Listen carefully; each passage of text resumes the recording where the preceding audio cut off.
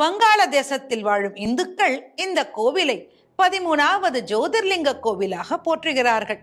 கலியுகத்துல சிவபெருமான் சந்திரநாத் மலையையே தன் உறைவிடமாக அமைத்துக் கொண்டுள்ளார் என்று இவ்வூர் மக்கள் நம்புகிறார்கள். திரிபுரா மன்னர் தான்யமாணிக் இங்குள்ள இறைவன் மீது மிகுந்த பக்தி கொண்டவர். மன்னர் இவரை தன் நாட்டிற்கு எடுத்துக்கொண்டு அங்கே கோவில் அமைத்து வழிபட வேண்டும் என்று ஆசை கொண்டு ஒவ்வொரு முறையும் லிங்கத்தை எடுத்துக்கொண்டு செல்ல முற்படும் போது ஏதோ ஒரு தடங்கல் வந்து அவரை எடுத்து செல்ல விடாமல் தடுத்து விட்டது. ஸ்ரீராமர், சீதாதேவி மற்றும் லக்ஷ்மணர் இங்கே வந்த பொழுது பார்கவ முனிவர் தன் தபோபலத்தால் சீதாதேவிக்காக ஏற்படுத்தப்பட்ட குளமே இன்று சீதா குண்ட் என்ற பெயரிலே திகழ்கிறது.